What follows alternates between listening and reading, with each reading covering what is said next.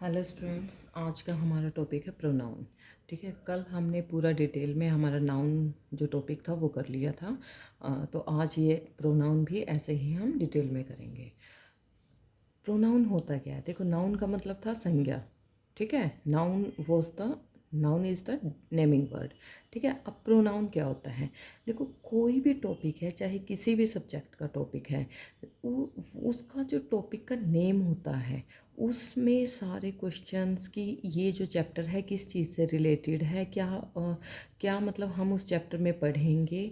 अब जैसे ये इंग्लिश ग्रामर होता है, इंग्लिश ग्रामर में भी ऐसा ही है कि जो टॉपिक का नेम होता है आधा उसका जो आंसर है या उस चैप्टर में जो कुछ भी है, ठीक है, उस टॉपिक के अंदर कितने भी कंटेंट्स हैं सारे उसके नेम से ही पता चल जाते हैं।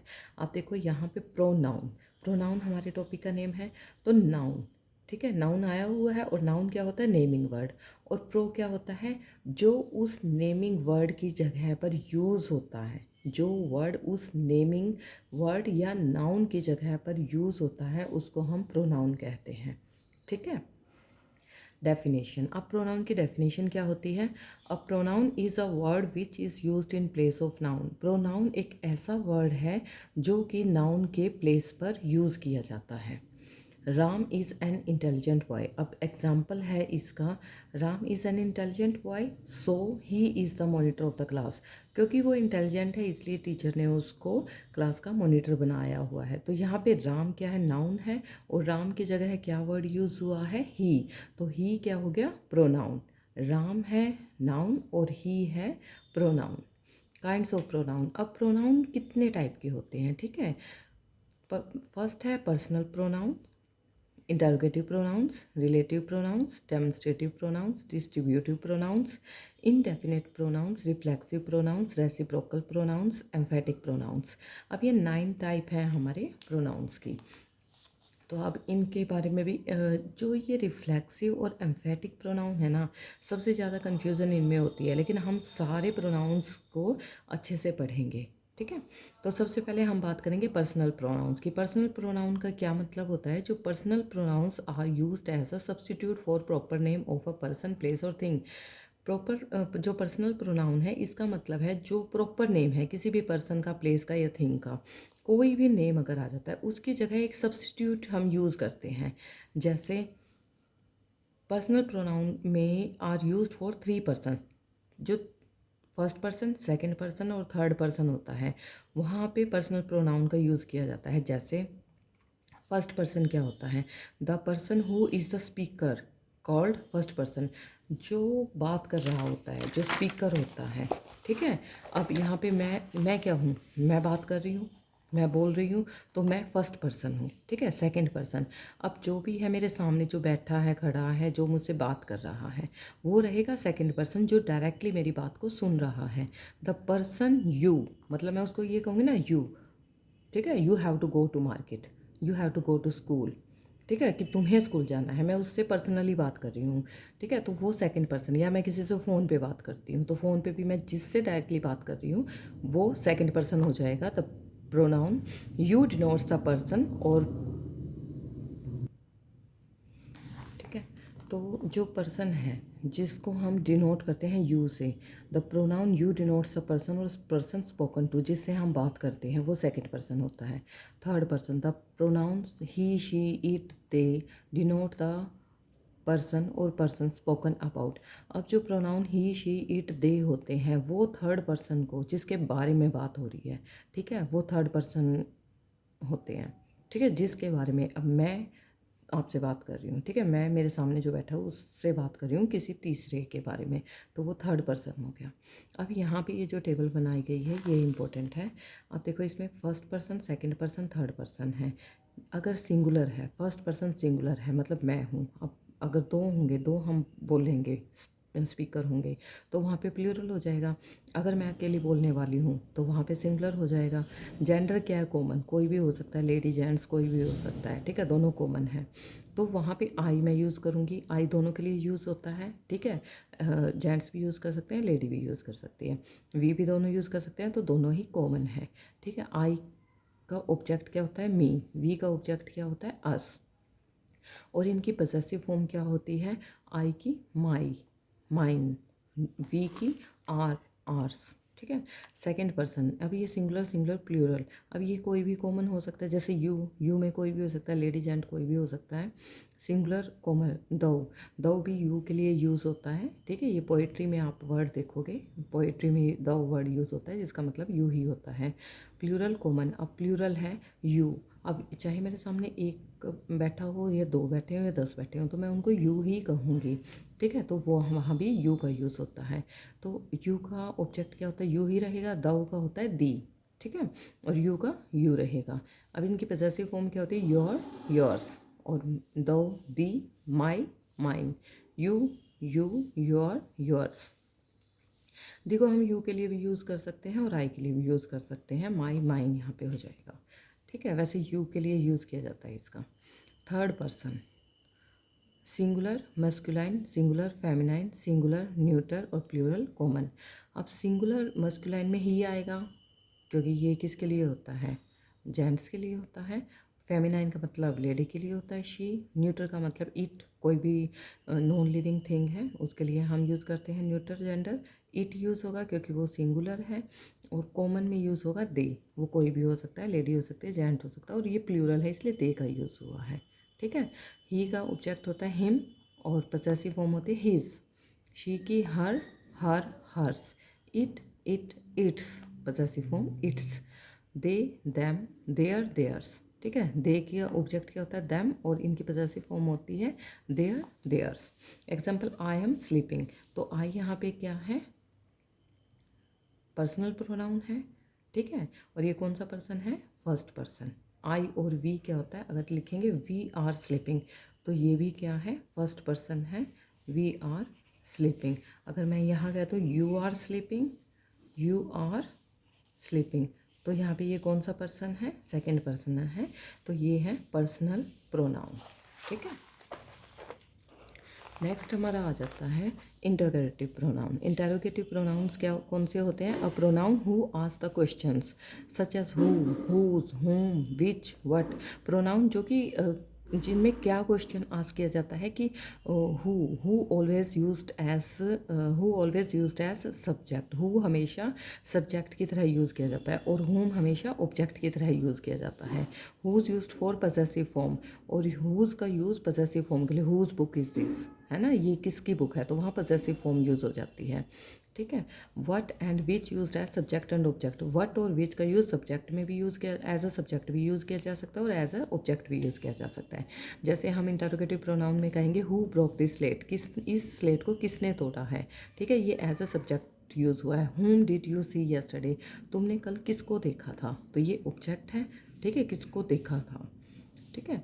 तो whom did you see yesterday, तो यहाँ पे क्वेश्चन पूछे जा रहे हैं, तो क्वेश्चन का मतलब होता है इंटरोगेटिव प्रोनाउन। रिलेटिव प्रोनाउंस कौन से होते हैं, relative pronoun join the two sentences. अब जो रिलेटिव प्रोनाउन है ये दो सेंटेंसेस को ज्वाइन करता है, वो रिलेशन बनाता है उनके बीच में। This pronoun shows the relation to its antecedent, ठीक है, एंटीसिनेंडेंट। तो ये जो प्रोनाउन है ये रिलेशन बनाता है। और एंटीसिनेंडेंट का क्या मतलब होता है, the noun which comes before that pronoun, वो जो प्रोनाउन है, जो हमने प्रोनाउन यूज़ किया है वो उससे पहले एक नाउन आएगा, ठीक है। नाउन विच, जो एंटीसेंडेंट होता है ये एक नाउन होता है जो कि प्रोनाउन से पहले आता है, उसको वहाँ पे उस प्रोनाउन को हम रिलेटिव प्रोनाउन कहेंगे। जैसे देखो हु, होम, दैट, विच। अब पहले हम ये देखेंगे relative pronoun use as two types, continuative और एक होता है रेस्ट्रिक्टिव। कॉन्टिन्यूएटिव कौन सा होता है, incontinuative relate, incontinuative relative pronoun does not show the quality of it एंटीसेंडेंट।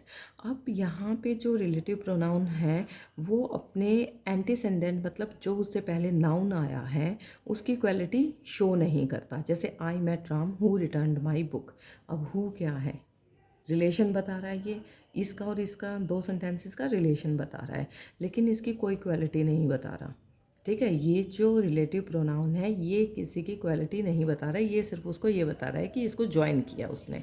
ठीक है, तो ये हो गया कॉन्टिन्यूएटिव।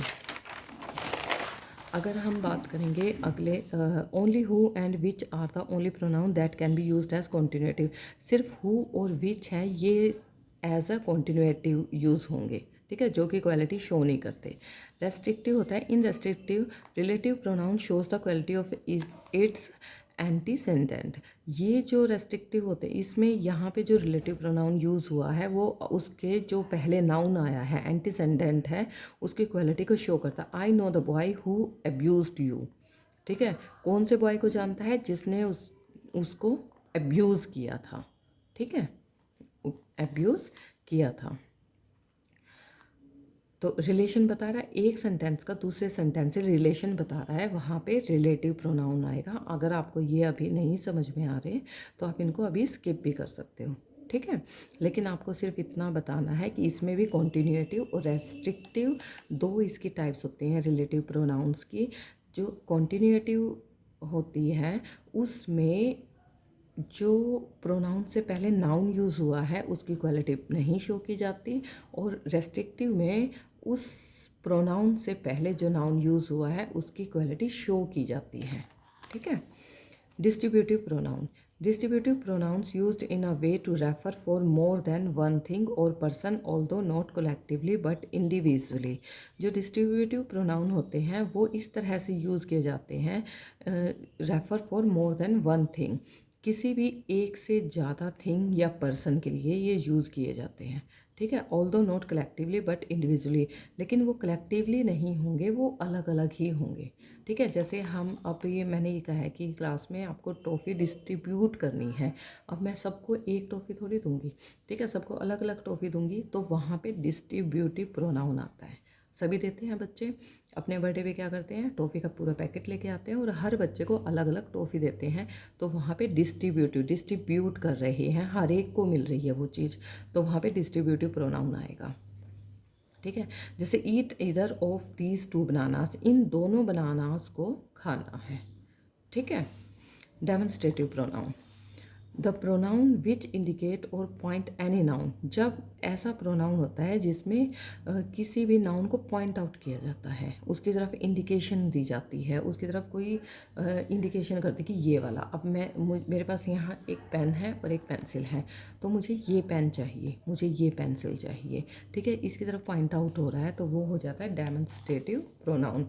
इसमें हम कहते हैं this pen, this pencil, that pen, that pencil, these notebooks, ये सारी नोटबुक, दोज नोटबुक। अब देखो इसमें एक चीज़ हो गई, ये तो आपको पता चल गई, ये डेमोन्स्ट्रेटिव प्रोनाउन होते हैं, दिस दैट दीज दोज। ठीक है, दिस इज़ माई हाउस, तो यहाँ पे डेमोन्स्ट्रेटिव कौन सा है, दिस, ये मेरा हाउस है।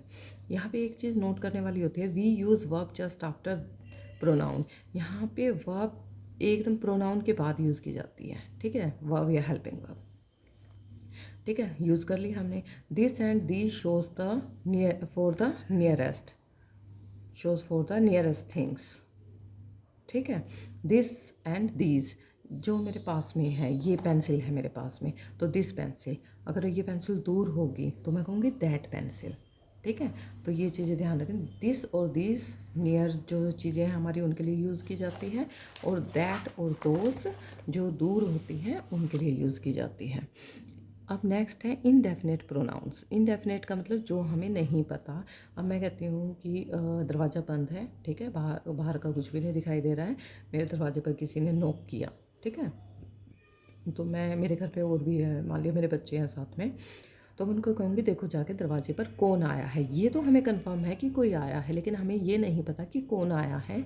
जब हमें कंफर्म नहीं होता किसी चीज़ के लिए, कुछ भी पता नहीं होता, कुछ भी निश्चित नहीं होता, ठीक है, तो वो होता है इनडेफिनेट। डेफिनेट होता है जो निश्चित है, कि मुझे पता है कि मान लिया मेरा बेटा आया है, उसने मुझे आवाज़ लगाई कि mummy please open the door, तो मुझे पता है कि मेरा बेटा आया है, तो मुझे पता है, तो वहाँ पे डेफिनेट है। डेफिनेट माई एल्डर सन या यंगर सन हैज़ कम। अगर मुझे नहीं पता, उसने सिर्फ नॉक किया है, चाहे वो आवाज़ भी लगा दे, मुझे यही नहीं पता कौन आया है, तो वो हो गया indefinite pronoun. Indefinite pronoun does not refer to any person, amount और थिंग। अगर मुझे किसी ने ऐसे ही उठा के इतनी सारी चीनी दे दी तो मुझे उसका प्रॉपर अमाउंट नहीं पता, तो वो क्या है, इनडेफिनेट। ठीक है, कौन आया है तो मुझे नहीं पता कौन आया है, वो भी indefinite. Someone is at the door, कोई दरवाजे पर है, कोई का मतलब क्या है, ठीक है, इनडेफिनेट, मुझे पता ही नहीं है कौन। Reflexive pronouns, in reflexive pronoun the subject will be affected by the action. जो रिफ्लेक्सिव प्रोनाउन होते हैं, ठीक है, the subject will be affected by the action, वहाँ पे जो सब्जेक्ट है वो उस वहाँ पे जो भी एक्शन हो रहा है उससे अफेक्ट होता है। ठीक है, ही कट हिमसेल्फ, मतलब उसने काटा है किसको, अपने आप को काट दिया। ठीक है, तो ये ऑटोमेटिकली किसको अफेक्ट कर रहा है, ही, सब्जेक्ट को, तो वहाँ पे रिफ्लेक्सिव प्रोनाउन है। ठीक है, अच्छा, पहले मैं रेसिप्रोकल से पहले एम्फेटिक करवा देती हूँ क्योंकि इन दोनों में कन्फ्यूज़न रहती है। एम्फेटिक प्रोनाउंस क्या होते हैं, emphatic pronouns are use to emphasize on something और समवन। जब एम्फेसाइज किया जाए किसी चीज़ पर या किसी व्यक्ति पर, ठीक है, उसके ऊपर बहुत ज़्यादा उसके ऊपर फोर्स डाला जाए, एम्फेसाइज किया जाए उसको। आई माई सेल्फ विल स्टडी, अब इसका सीधा सीधा प्रभाव किस पे जा रहा है, सीधा यहाँ तो घूम के जा रहा था, उसने अपने आप को काट लिया, उसने काट लिया अपने आप को। ठीक है, लेकिन यहाँ पे बहुत ज़्यादा फोर्स चल रहा है, यहाँ अफेक्ट तो हो रहा है लेकिन ज़्यादा नहीं हो रहा, लेकिन यहाँ पे बहुत ज़्यादा फोर्स डाला जा रहा है उसी सब्जेक्ट के ऊपर। आई माई सेल्फ विल स्टडी, मैं अपने आप पढ़ लूँगा, मैं अपना काम अपने आप कर लूँगा। ठीक है, मैं अपने आप करूँगा अपना काम। ठीक है, तो आई माई सेल्फ विल स्टडी, ये जो एम्फेटिक प्रोनाउन होता है ये बिल्कुल सब्जेक्ट के साथ ही आता है। ठीक है, जस्ट सब्जेक्ट के बाद में यूज़ होगा एम्फेटिक प्रोनाउन, और जब वो एज अ ऑब्जेक्ट यूज़ होगा, ठीक है, तो वहाँ पे आ जाएगा रिफ्लेक्सिव प्रोनाउन। ठीक है, ध्यान रखना है, रिफ्लेक्स हो रहा है, रिफ्लेक्स क्या होता है, शीशा हमारे सामने है, ठीक है, हमारी रिफ्लेक्शन वहाँ पे जा रही है, तो हमारे बीच में थोड़ा सा गैप है। ठीक है, लेकिन मैं एम्फेसाइज कर रहा हूँ, मैं बिल्कुल अपने ऊपर हाथ रख के अपने आप को एम्फेसाइज कर रहा हूँ। ठीक है, तो ये बिल्कुल टच है, मतलब ये दोनों एक दूसरे के टच हैं, ये थोड़ा सा दूर है, जैसे मैं और रिफ्लेक्शन जा रही है मेरी मिरर में, तो ये थोड़ा सा दूर है, ये बिल्कुल पास में है। Reciprocal pronouns, reciprocal pronouns made with two pronouns, जो रेसिप्रोकल प्रोनाउन होते हैं ये दो प्रोनाउन से मिलकर बने होते हैं, and show their relation with each other, और दोनों ही प्रोनाउंस एक दूसरे से रिलेशन शो करते हैं। जैसे टू नेबर्स, अब ये दो नेबर हैं, दो, अब क्या है, ये दो प्रोनाउन हो गए, टू नेबर्स। ठीक है, ये एक दूसरे का रिलेशन बता रहे हैं अपने आप से। हेटेड ईच अदर, वो दोनों एक दूसरे से नफरत करते हैं। Each other, one another. ठीक है, ऐसे जब वर्ड आ जाएं तो यहाँ पे रेसिप्रोकल, मैं और वो, ठीक है, ईच अदर, एक दूसरे से, इस तरह के जो वर्ड होते हैं उनको रेसिप्रोकल प्रोनाउंस कहा जाता है। तो आई थिंक ये जो प्रोनाउन वाले जितने भी पार्ट्स हैं प्रोनाउंस के 9 के 9, वो आप सबके समझ में आ गए होंगे। अगर कहीं से प्रॉब्लम है तो प्लीज़ कमेंट कर देना, मैं उस टॉपिक को दोबारा से एक बार रिपीट कर दूँगी। लेकिन प्लीज़ मेरे वीडियोज़ को लाइक, शेयर और सब्सक्राइब ज़्यादा से ज़्यादा कर देना, क्योंकि मेरी नया चैनल है और मैं चाहती हूँ ज़्यादा से ज़्यादा मैं आपको स्टडी मटेरियल आपको प्रोवाइड करवा सकूँ। Thank you, have a nice day.